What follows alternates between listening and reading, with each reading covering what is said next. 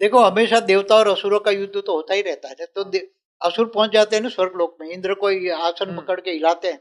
कई असुर तो ब्रह्मापुरी पहुंच जाते हैं, ब्रह्मा की लाड़ी पकड़ के हिलाते हैं। तो ये सब असंतुलन लड़ाई से होता ही रहता है। देवता और असुरों की विचारों में फर्क है ना। असुर 5 तत्वों में है, भोगी है, और देवता ऊपर के लोक में भोगी है। वो भी भोगी है, दोनों भोगी है। क्या एक आत्मा जो अभी भी स्थूल शरीर में है अपनी चेतना के बल पर अलग अलग ब्रह्मांड मतलब मल्टीवर्स में यात्रा कर सकती है? हाँ, कर सकते हैं। जर्नी ऑफ सोल में मैंने बोला हुआ है, बहुत सारी आत्माएं गैलेक्सियों में, यूनिवर्स में, ग्रेट आज भी कोई आत्मा अगर मल्टीवर्स का 100 कला का पावर वाली है तो क्या वापस वहां तक जा सकती है? मल्टीवर्स के परमधाम तक जाएगी। जाएगी। आज किसी की इच्छा हो गई तो जाना है तो जा सकती। मृत्यु लोक से आत्मा ज्ञान ले आत्मा बन जाए तो परम धाम जाएगी। परम धाम से महापरम धाम पर, मल्टीवर्स के 100 कला के परम धाम तक चली जाएगी। मगर 100 कला वाली आत्मा हो तो, अगर 1 कला वाली आत्मा हो तो वहां जाके उसके क्रिएटर को बोल सकते हैं मैं इतनी दूर से यात्रा करके निराकारी बन जाती है, तो फिर कुछ याद नहीं रहता। अच्छा। निर्गुण निराकार,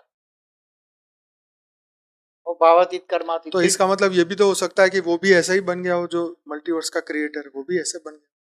निराकारी से जो आकारी वो बना ना, तो कोई भी निराकारी से आकारी बनता है तो वो उसका सोचने का ढंग बदल जाता है। निर्गुण निराकारी के सोचने का ढंग अलग होता है, उसका मन तो निराकार में भी है।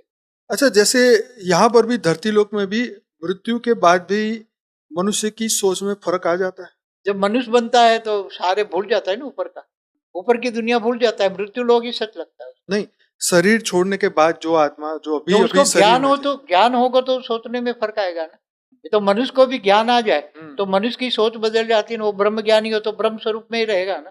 तो ज्ञान से को चाहे साकारी हो चाहे आकारी चाहे निराकारी, उसको जितना ज्ञान होगा, अगर परमधाम का निराकारी को इतना ज्ञान है कि मैं परम धाम में हूँ, मगर उसको पता लगे कि मैं महापरम धाम से आई हूँ, तो तुरंत वो महापरम धाम चले जाए। ज्ञान क्या आधार है? सोच का, चाहे निराकारी आकारी साकारी, सोच ज्ञान के ऊपर आधार। कितना ज्ञान है, ब्रह्म ज्ञान है, महाब्रह्म ज्ञान है, परम महाब्रह्म ज्ञान है, भेद का ब्रह्म ज्ञान है, उस पर आधार है।